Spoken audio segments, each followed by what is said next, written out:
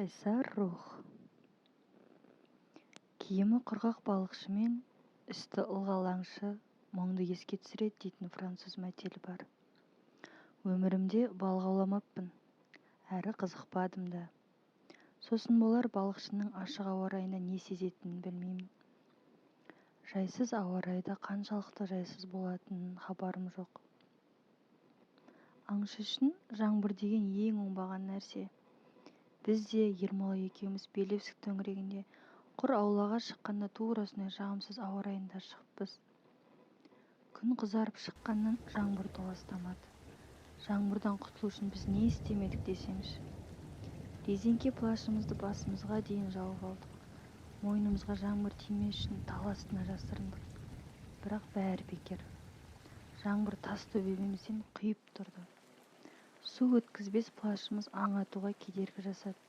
Талдың асты жайлы көрінгенімен бұтақтан сорғалаған салқын шу жағаңнан кіріп, жон арқаңмен өткен кезде, бұл енді Ермола айтпақшы ең оңбаған тірлік. Жоқ, Петр Петрович, деді ол дауыстап, бұлай болмайды. Бүгін аң ауламай-ақ қоялық. Иттер иіс сезуден қалды, мылтығымыз су болып атылмай жатыр. Тфу, осындай да болады екен-ау. Енді не істейміз? Деп сұрадым. Бұлай етелік. Алексеевкаға барайық. Сіз білмейтін шығар, сондай бір хутор бар. Сіздің шешеңізге қарайды. Бұл жерден шамамен 8 шақырым жер. Сонда түнеп шығайық. Ертеңгісін көре жатармыз. Ертең осында ораламыз ба? Жоқ, онда емес. Алексеевканың ар жағындағы жер маған таныс. Сол жақтан құр аулаған жақсырақ. Сол күні біз анамыз хуторына жеттік. Мұндай хутор бар мен шынында білмейді екенмін. Хуторда жеке үй бар екен, ескілеу, бірақ таза. Түн тыныш өтті.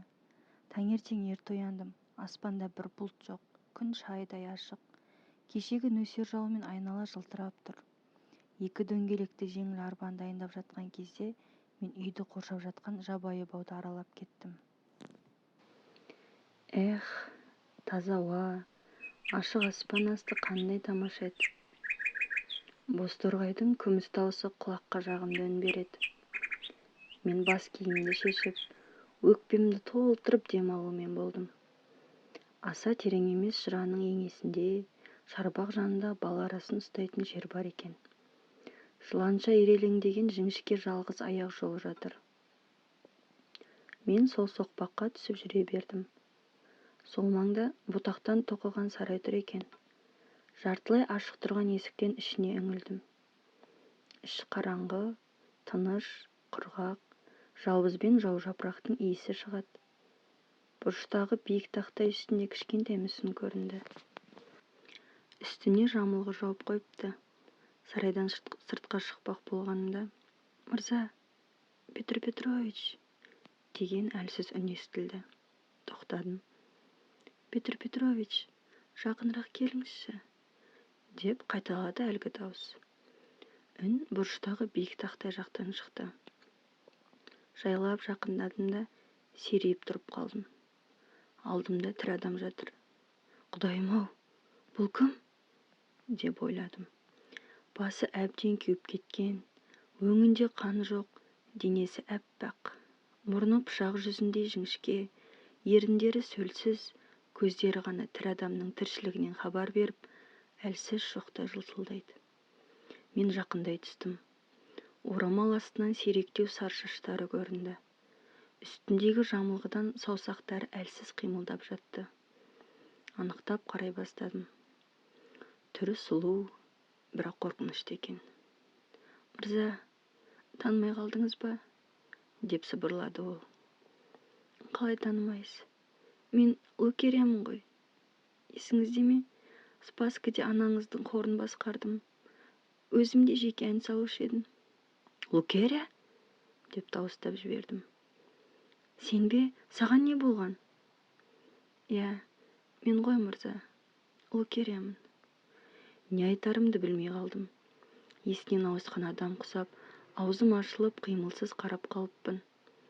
Бұл қалай болғаны? Лукерия ауылдағы ең сұлу, бойшаң қыз еді. Өзі әнші, әрі биші болатын. Ауылдың күллі жігіті соңынан жүгіретін. Ал қазіргі түрі түрелік сияқты. Айналайын, Лукерия, деді мен. Не болған саған? Мырзам, несін сұрайсыз? Осындай бір бәле келді. Маған жеркеніп қалмаңыз. Мына жерге отырыңызшы. Әйтпесе естімей қаларсыз. Сізді көргеніме қуаныштымын. Алексеевкаға қалай келіп жүрсіз? Деді Лукерия. Мені мұнда Ермолай алып келді. Сен енді айтсаңызшы. Басыма келген бәле жайлы айтайын ба? Жарайды, мырза. Бұл оқиға 6-7 жыл бұрын болды. Тура сол кезде мені Василий Поляков айттырған болатын. Есіңізде ме? Бұйра шашты бір керемет жігіт бар еді ғой. Анаңыздың қарамағында сатушы болып істейтін.